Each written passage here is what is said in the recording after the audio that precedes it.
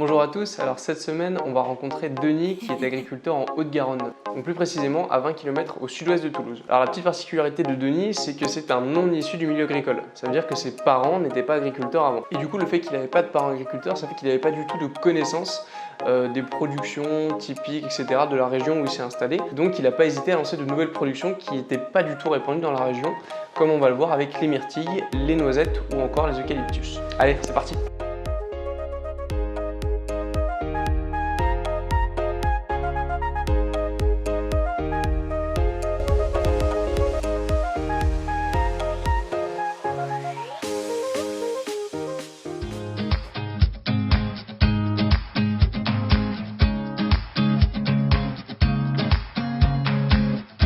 Bonjour, je suis Denis Sica. Vous êtes ici sur une ferme à Senlis, qui est en Haute-Garonne. Ça fait 30 ans que je suis installé comme agriculteur. J'ai une production sur une centaine d'hectares. La production phare, c'est la production de myrtilles, cassis et groseilles, que vous avez tout autour de moi, qui est en vente directe. Le reste, c'est des eucalyptus qui sont derrière moi, qui est censé partir pour l'usine de pâte à papier Tembec, mais aussi pour le bois énergie. Troisième particularité de l'exploitation, c'est que je me suis lancé depuis 5-6 ans dans les productions de noisettes. Pour l'instant, je ne peux pas trop en parler puisque je n'ai pas encore récolté ma première noisette officielle, mais j'espère que l'année prochaine ça se fera. Le reste c'est en céréales, culture fourragère pour mes chevaux, etc. Alors là, la production de myrtilles de petits fruits, c'est à peu près 1,5 hectare de surface totale, sachant que les plants sont plantés assez larges, donc ça ne fait pas énormément de pieds. Pour les eucalyptus, je suis à 35 hectares d'eucalyptus. Pour les noisettes, je suis à 22 hectares, et pour les céréales et le reste, c'est à peu près une trentaine d'hectares. Je me suis lancé parce que j'étais parti aux États-Unis et quand j'ai vu les myrtilles, je ne savais pas que ça existait en France, et c'est vrai que quand je me suis installé il y a 30 ans, ça n'existait pas vraiment. Donc j'étais un des premiers producteurs, et je suis le seul producteur d'ailleurs en Haute-Garonne, à ma connaissance du moins. Je faisais le ramassage personnel pour vendre sur les marchés, etc. Et puis une quinzaine d'années, je me suis lancé dans la production en libre cueillette. Aujourd'hui, c'est mes clients qui viennent, qui ramassent les plants qu'ils veulent, qui ramassent 500 grammes, 3 kg, 10 kg, 20 kg, ceux qui veulent. Et on passe à la balance et ils payent. La libre cueillette, elle a commencé bizarrement, c'est qu'un jour je ramassais avec des jeunes des myrtilles, j'avais tout ramassé, tout vendu surtout, et quelqu'un est arrivé que je connaissais et qui m'a dit est-ce que je pourrais en avoir des myrtilles? Ah non, j'ai tout ramassé. Il m'a dit bon ben alors est-ce que je peux aller me les ramasser? Bon, je lui ai dit pourquoi pas, vas-y. Et quand il est ressorti avec ses 3 ou 4 kilos de myrtilles, je me suis dit mais combien on le fait payer maintenant, parce que c'est bizarre. Bon, j'ai fixé un prix, etc. Et puis il y avait un autre client qui était juste à côté qui a dit mais bon, on peut aller ramasser? Bon, ben alors vas-y. Et de fil en aiguille, aussi sec, j'ai arrêté entièrement le ramassage par des salariés que j'avais. Et c'est devenu la libre cueillette. Et depuis, c'est quasiment 98% de la production qui est ramassée en libre cueillette. Moi, je ramasse qu'une partie de la production, uniquement pour faire quelques confitures, pour en avoir tout au long de l'année, pour leur consommation personnelle et pour aller répondre à des petits marchés. Moi, mon gros souci pour la vente directe, c'est de faire venir tous mes clients pendant les 3 semaines de la production qui sont du 10 juin au 10 juillet. Alors en fait, pour attirer mes clients pour venir à une période qui correspond, alors il y a beaucoup de clients qui arrivent en retard ou qui arrivent en avance. En avance, on peut encore les faire, les retards, ils sont en avance d'1 an. Sinon, j'utilise mes confitures pour faire en fait des marchés un peu à thème, des marchés de producteurs locaux à thème dans la région, pas trop loin de l'exploitation, pour que, voilà, faire un peu de ma publicité. Regardez, je vends des myrtilles, des confitures de myrtilles, mais si vous voulez venir ramasser, c'est avec plaisir, venez, etc. La confiture de myrtilles, financièrement, m'apporte strictement rien.